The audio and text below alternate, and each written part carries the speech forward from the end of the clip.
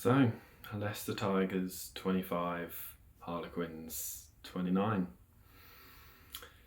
Yeah, very, very, very disappointing.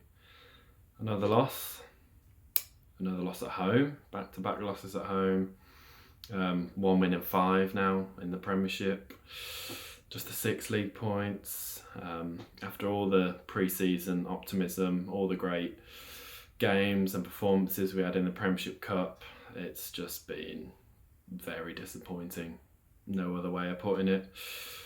It's hard to think that, give it a month ago, that with all that optimism, that would be sat here in November, and first and second is almost already out of the equation. It's just, it's bonkers really. You would never have thought it. Yeah, it's just so disappointing, especially with all the internationals back. Just so many unforced errors, very passive in defence. It was, not great. Onto the game itself. Once again, we started very, very slowly and very poorly. Don Brent crossing after, I think it was 4 minutes or so. I think they went through about 15 plus phases. Disappointing start, very disappointing start, that they were able to just slowly build through those phases and cross over. Pollard slotted over a penalty soon after, but again, Quinn's hit back. We didn't convert inside the 22. We've heard that story before so far this season, haven't we? They got field position and Lamb went over for their second. It was was very poor defence, to be honest. He should never cross from where he was. Very passive. But then we did hit back ourselves with a brilliant try. For me, probably the best we've scored so far this season. Pollard, Kelly, Henderson, Youngs all combining together, and then Liebenberg crossing in the corner. It was absolutely brilliant finish. Obviously a bit of a worry that he got injured for it, but quick hands. Just brilliant finish from us. Shame we've not seen more of that so far this season. And then we scored a second. Interestingly, turned down 3 points at goal. Went for the scrum, and on the second go, Pollard did that lovely little double fake pump pass and put Stewart into the corner. And after the Quins came out flying, we weathered that storm and we looked pretty comfortable. And I think if we'd gone into the half time with that try and they hadn't scored that one at the end, I think it may be a different result at the end of the day. But sadly, they did score, didn't they? Visa made a brilliant carry, and we looked to spread it to the wing, and we had, I think it was probably a 3-on-1, maybe even a 4-on-1. But Dan Kelly dropped the ball, and they got the scrum, and from that scrum, it was weird kind of pass that went to no one, but kind of fooled all of us. And Marcus Smith, he did great, and got the ball out, and then Green did the rest. Absolutely brilliant finish. That was such a shame to go into half time like that. As I said, if they ain't got that score, I think we could have come out and pretty dominant. But Tigers 15, Quins 17 at the break. It was very disappointing to go into half time like that. But after the break, we scored first. A big bit of fortune, to be honest. Obviously, didn't realise that Tempest was one of our players. Took out Don Brent at the line out. Obviously we won the ball, and some great bit of attacking play, just hard carries, and Quins couldn't cope, and eventually Stewart hobbled over into the corner for his second of the afternoon. But Quins hit back themselves. I thought Porter had a brilliant game, to be honest. Darted from the base, and Chesham missed him, and he went under the sticks. That was, very disappointing, but it looked like we were going to hit back straight away again, with Kata making a brilliant carry. He had a very, very good game, but he made a brilliant carry into the 22 and then passed to Henderson, who was brought down meters from the line. It looked like for all money we were going to score, but somehow we dropped the ball. Cronin dropping the ball, I have no idea how we messed that up, but yeah, that was 7 points completely missed off, along with the Dan Kelly drop that probably did cost us 5 points. So yeah, there were two huge errors.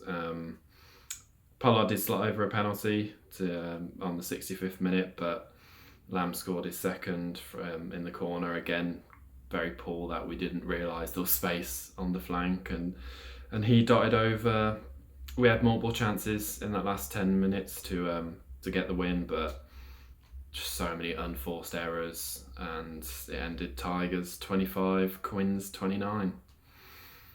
Yeah, just very, very disappointing. Far too many unforced errors. Just feels like the story of the season. Just constantly knocking on the ball. As soon as we have any attacking play, we just seem to just fumble it. I feel really generally sorry for Dan Kelly at the moment. Just looks like a player that is completely shot of confidence, which is unlike him because he's been brilliant for these last few seasons at such a young age. But yeah, he just looks completely shot. I think it's maybe 3 times he dropped the ball. Obviously that one cost the try. The line out went to pot again. I don't know what is going on with that. We normally have a very solid line out, especially with the line out options we have. To have Liebenberg, Henderson, Chesham, even Rogerson on the field, and they just picked it off multiple times. But defence, we were so passive numerous times. To concede 5 tries at home is just completely unacceptable for me. Completely unacceptable. I think we all knew that when the new coaches coming in, new players, that the attacking play was probably going to take a good few months to fully click, but defence is a non-negotiable.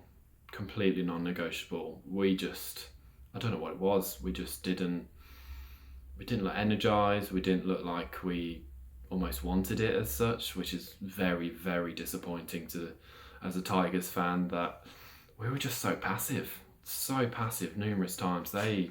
Once they got inside the 10 metres, 5 minutes from the line, it looked like they were always going to score, which was just very, very disappointing. As I said, just so many basic errors again.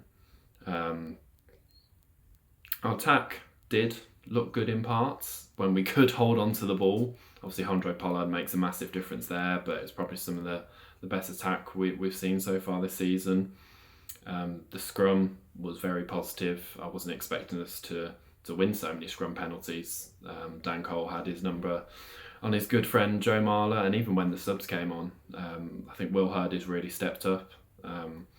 He was very impressive again.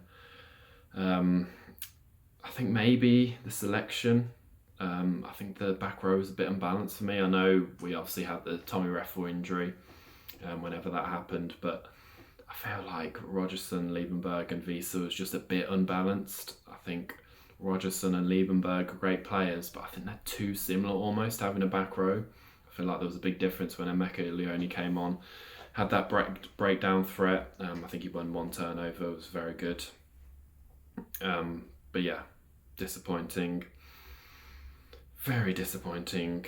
Standouts, Hanno Liebenberg, again, just very impressive. He's had a very good start to the season. His finish for his try was superb.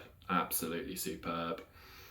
Jasper Wiese on his return from the World Cup made some strong carries, made a couple that were really, really good carries that we've grown to love. He was well defended though by Quins. They did shut him down quite early on, targeting with 2-3 defenders. Freddie Stewart on his return as well, 2 tries, pretty easy finishes, but he had a very good game. He kicked really well, got a 50-22 that unfortunately we couldn't capitalise on. Dan Cole, as already said, very strong in the scrums, won a good few penalties off Joe Marler. Solomon Akata, yeah, he was very impressive again. I think exactly the type of player we've been missing. A big ball carrying 12, yeah, some really big carries, good reads in defence. Obviously made that great carry that we should have scored a try from, completely messed that up.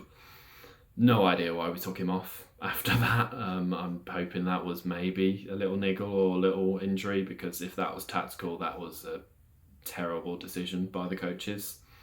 But player of the match for me has got to be that man, Handré Pollard.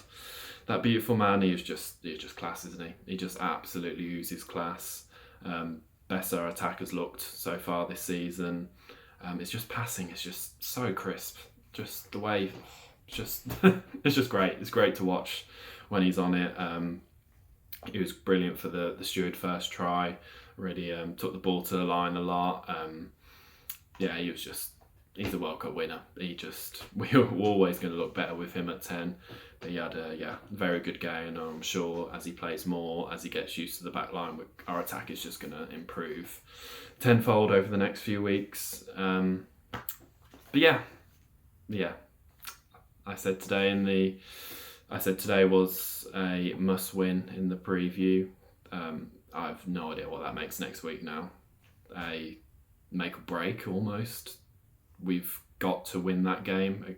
No, even if it is the derby, we always want to beat Northampton, but in the bigger picture, if we want anything from this season, we've got to win next week. We have to win next week. We're already, 10 plus points away from top 4. We've got to come away with a win next week. Maybe we'll have a few more internationals back. Maybe Tom Ref will be involved. Montoya, we don't know. But yeah, next week is make or break. It really is make or break. Derby week, I'm sure the players will be up for it, but Dan McKellar has got to get that win for us. But yeah, another disappointing outing, but onwards and upwards to Derby week.